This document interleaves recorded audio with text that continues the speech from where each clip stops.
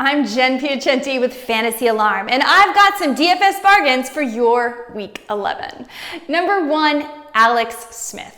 Okay, sure, he's only thrown for 1 touchdown, but Alex Smith has thrown for over 300 yards in each of his last 2 outings. In fact, last Sunday he threw the ball 55 times for 390 yards with no interceptions, and this week Washington faces Cincinnati. We saw Big Ben take full advantage of Cincy's weak secondary last week when he threw for 4 touchdowns versus the Bengals defense that has given up the 7th most fantasy points to quarterbacks and the 6th most fantasy points to opposing wide receivers.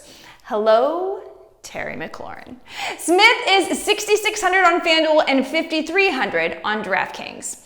At running back, I love the salary for DAMIEN Harris versus the Swiss cheese Houston run defense that has given up the 3rd most points to running backs so far this year.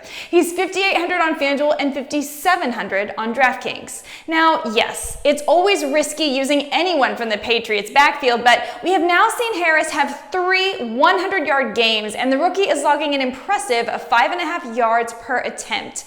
My only concern is that Burkhead or Newton could vulture his touchdowns, but if you want to play the touchdown or bust game, Burkhead is only 4,600 on DraftKings and 5,900 on FanDuel. Over at wide receiver, I think it's time. It's Mike Williams time. Look, it's the Jets. Williams leads the team with 4 red zone targets over the last 2 games, and he's had over 80 yards in 3 of his last 5 games. Herbert should have a good day at the stadium, as the Jets have given up the 4th most points to opposing quarterbacks this year, and I suspect Mike Williams will be part of that with his big play ability. He's only 5,900 on FanDuel and 5,100 over on DraftKings. Now, at tight end, I have a sneaky play for you. You ready for this? On FanDuel, TAYSOM is eligible at tight end for only $4,500. Brees is out, and we expect Winston to be in at quarterback, but let's face it, we know Hill must have blackmail on Sean Payton or something. There's no way the Golden Boy isn't going to be making an appearance, or 10, this Sunday. He may throw a pass, he may catch a pass, or he may even rush for 45 yards as he did last week versus the Niners. And guess what?